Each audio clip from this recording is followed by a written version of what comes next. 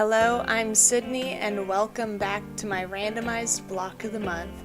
This is block 4, so if you are interested in the rest, I have a playlist that I will link in the iCard, but you can also check me out on my blog, flockandsquawk.com. So first off, if you are new here, my block of the month is randomized by a number random generator. I have a bookcase with 3 shelves, so I select the shelf, then I put in how many books, and that selects my book, and then I select the page by entering how many pages are in the book. If it's an advertisement or not a quilt block pattern, then I just flip to the next page until I receive one. Or I can go to the next book if it is not a quilting book.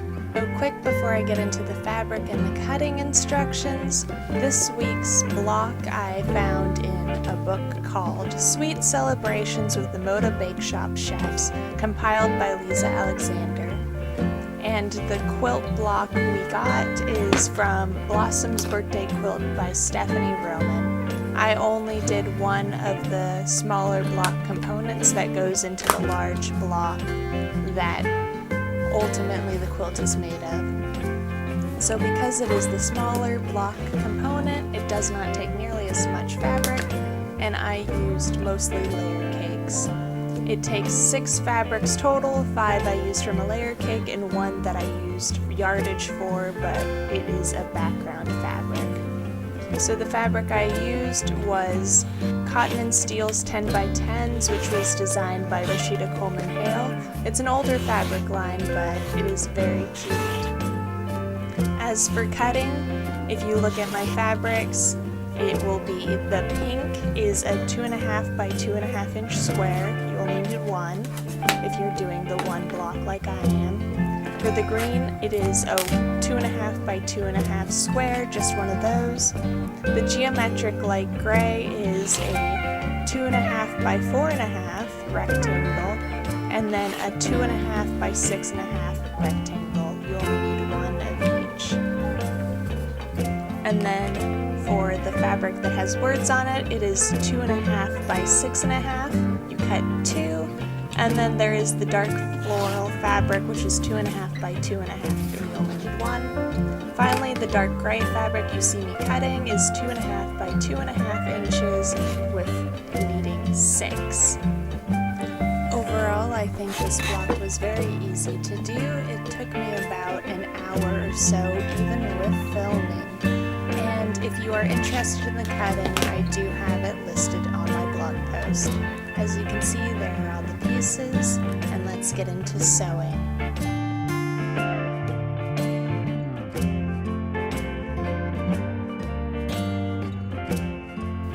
Let's get into the sewing. So first you're going to want to make a 4x4 patchwork square and do diagonals on the strips. You're going to want to do half square triangle style to where you put right sides together, the fabric, the square over one edge of your rectangle, and then sew a diagonal corner to corner. You're going to want to make sure that you do one way and then the other strip that matches the other, so that way you get the proper effect. Just make sure to double check before you trim or cut, because I know I had to go back in and correct it. Seam rip out my seam and sew it the other way to get the proper angle. But after playing with it a tiny bit, it turned out correct. So I'm just going to leave you to it, because other than that, I feel the sewing is pretty straightforward. You'll get to see where I messed up in my cutting a little bit, but I fixed it, and you know what? No one will probably notice once it is quilted. So let me just let you get into it.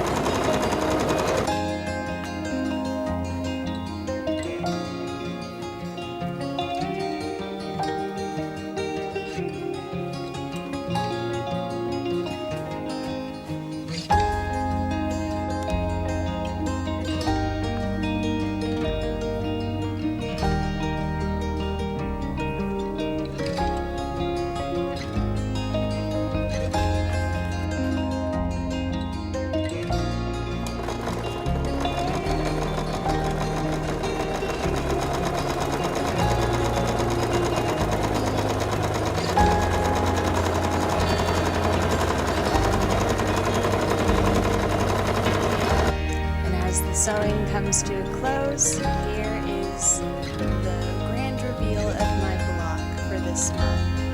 As you can see, it is very simple and straightforward. Like I said, it only took about an hour, but I think it looks striking and looks really good from my previous 3 blocks that I've made. If you want to check out more, like I said, my blog, flockandsquawk.com, but also I'm over on Instagram at flock_squawk.